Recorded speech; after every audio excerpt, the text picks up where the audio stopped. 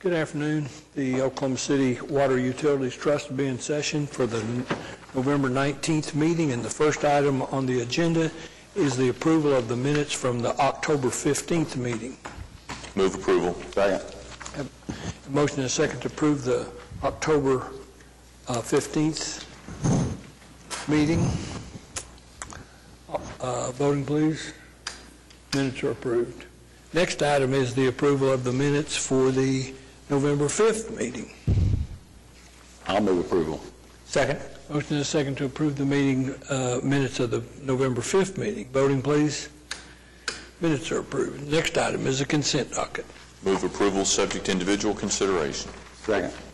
Thank you. And Mr. Chairman, I have a couple of clarifications. We reposted your agenda to change item 4B on the consent docket, the second item under the consent docket, to make clear that what you're approving is authorizing the engineer to prepare plans and specifications, which is our standard language that we use in your agenda. And then on item 4AC... Excuse me, is item 4B as the staff report, is it corrected to show... Okay, I see. Thank you. And item AC on page 6 of your agenda, there was a change. We noticed that the document that had gone through the process did not include the language, the exhibit related to the easement at hand, did not include the language more particularly described in Exhibit A and Exhibit B. I want to clarify that there's clarify in the record document that there are exhibits attached to the easement.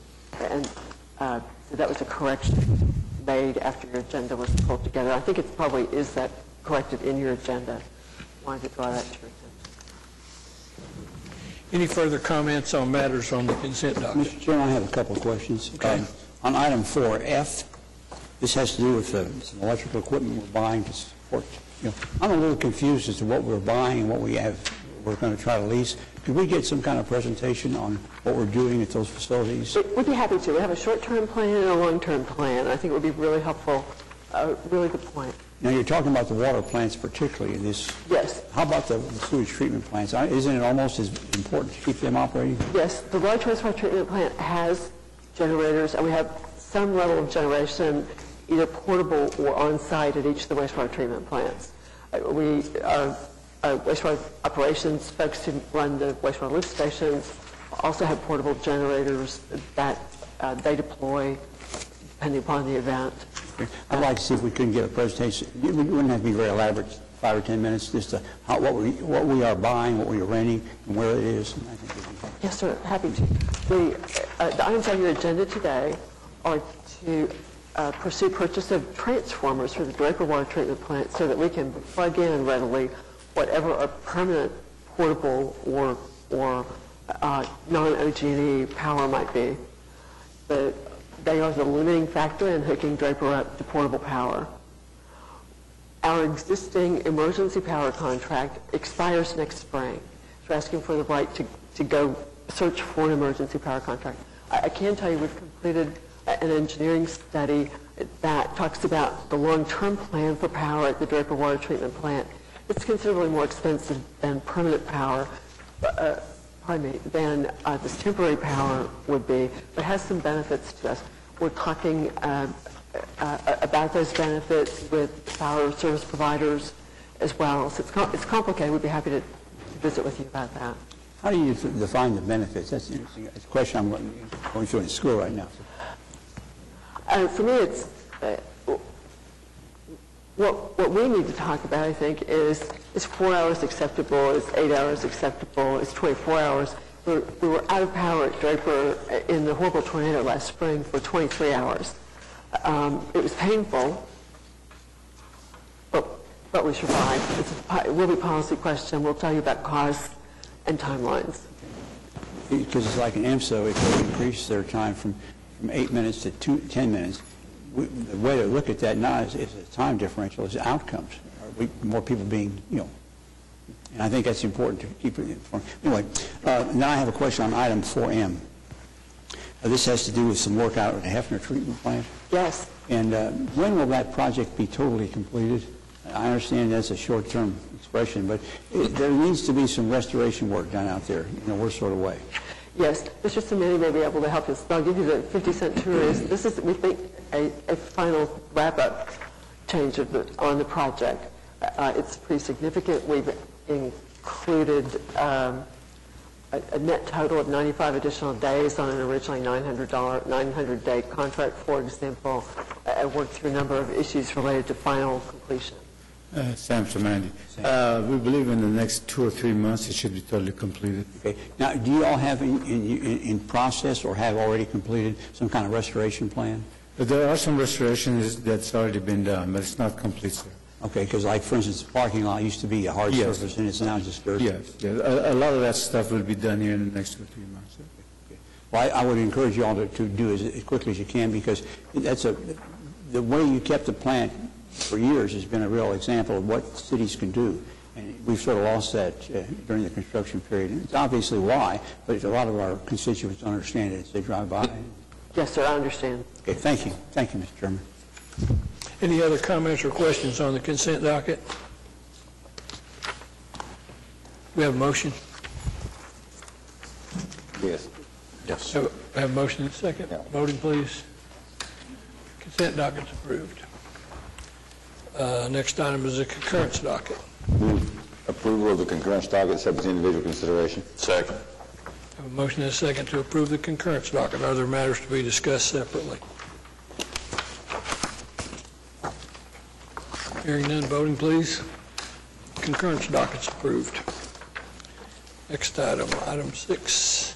First item is a memorandum of understanding between the city, Riverfront Redevelopment Authority, Water Trust, the Zoo, and the Oklahoma Department of Wildlife Conservation for close-to-home fishing program.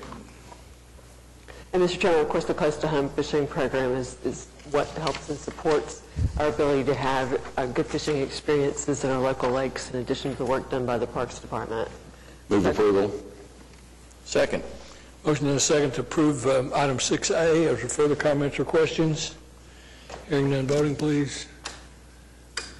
Close-to-home fishing is approved. Program is approved. Next item is park improvement maintenance agreement between the city, Aquat, Northwest Lions Club concerning or Northwest Lions Club, Lions Children's Park at 9050 Lake Hefner Parkway. Move approval. Second. Motion and a second to approve item 6B. Are there comments or questions? For your audience who isn't looking at your agenda documents today, the Lions Club has proposed installing flags flag poles that are removable, that would be flown 6 times a year at the Lions Club park at Lake Hefner, at the Lions Children's Playground, pardon me. We're very excited about the enhancement. Great job, Further comments on item 6B? Hearing none, voting, please. 6B is approved. Do we need executive session? We do not. Second. Motion and a second to strike. Voting, please. Item stricken. Next item from trustees. Any comments? Any comments from trustees? Hearing none, general manager's reports. First one is the monthly pro forma. And just briefly, water income is running about 2% under target, which would be consistent with the lower pumpage rates that we've had during what was a wet early part of the year. We've moved into slightly drier weather, but are still pretty significantly behind on water production compared to last year, as you might guess, with, again, having soils that were a little more moist in our region. Wastewater income is not really as affected. And happy to answer questions about income. Marcia, have we ever considered putting on the bill, we've got that little step graph, have we ever considered putting on the bill a month-to-month comparison in terms of water usage? Yes, but do you want to talk about the plans for the bill changes? We're making more average, as we prepare for possible annualized average billing and are working to that, we have more information that will be made available for customers. Because that bill covers so many items now. People talk about, well, my water bill was $120. But the water bill wasn't $120. It was somewhat less than that because it includes all these other things. And I think if we want to begin to emphasize water conservation, the more we can point to the actual usage of water, the better off we might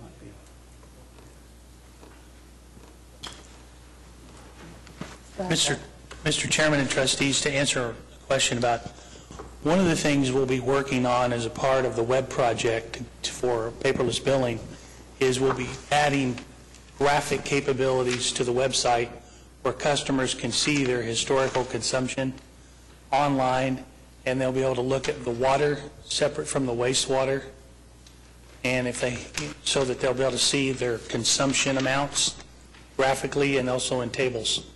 Well, that's on our website, which I think is good. But there's people out there who are computer illiterate, who don't have computer access. Can we put it on the bill? Which number are you asking for? Actual water consumption. Putting the numbers in addition to the lines Yes. on the graph. We'll have to look into what that would cost, but we can ask for an estimate from Cooper to see what that would do. We'd probably have to redesign the bill a little bit to make the graph bigger, so the numbers could be viewable on the bill. I don't think we have to have all the numbers, but year to year, like July of '03 to July of '04, that kind of thing. Just the months that are in concern, because ultimately the customer will have that money, that information he wants to keep his bills. But I think to the extent we want to encourage conservation, the customer needs to know how much water he's using, and it's sort of hidden in the total bill cost. The graph does tell you the amount of use on the graph. But the graph is small and there's no numbers on it. Okay. And so you can see if I've used less or I've used more, that's true. But how much less and how much more is difficult to determine from that graph because it's not very big. All right. I don't know if it's a really expensive idea and nobody else thinks it's a good idea, we don't have to do it. We'll find out what it costs. Okay. Any other comments on the pro forma? There's a status report with regard to the Utilities Department, lake levels. Any questions or comments about that?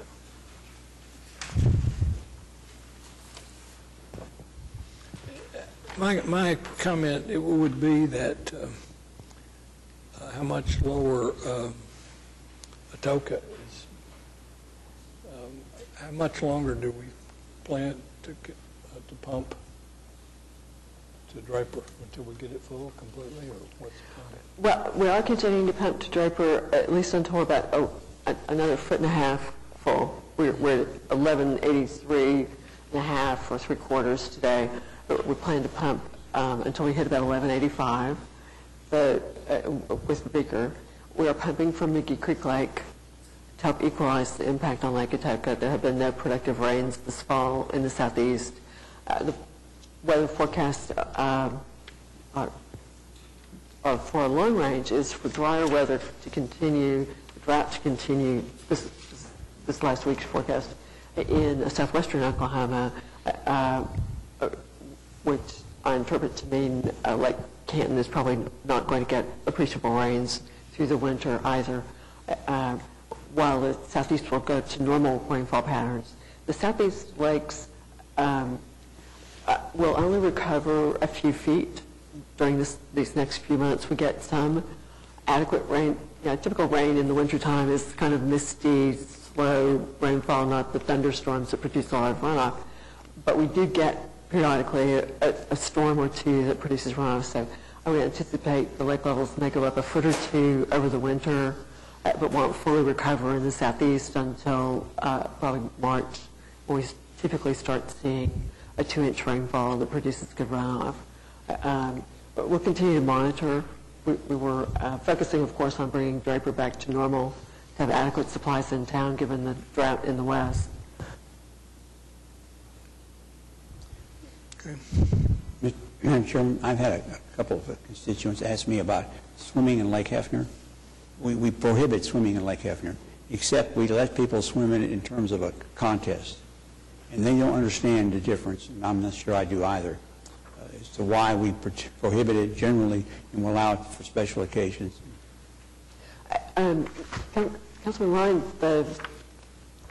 it's a really good question, and it might be helpful if we put something 25 words or less, yeah. in addition. Yes, the bottom line is you can't really see people in Lake Hefner when they're swimming.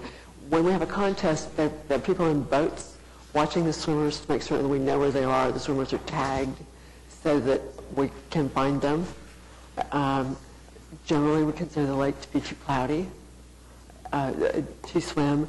There are some issues on the east side of the lake with water quality, where the water comes down the canal. We pick up some water that we wouldn't want people swimming in. It has a slight fecal coliform concentration that we don't normally consider safe. So when we allow swimming, it's in a pretty guarded way, both again to protect swimmers and know where they are in a way that can't be done by lifeguards from the shore, and also to make certain that the water quality is adequate. We do a lot more testing.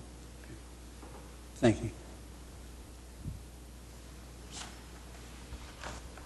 Any other questions or comments? Hearing none, we stand adjourned.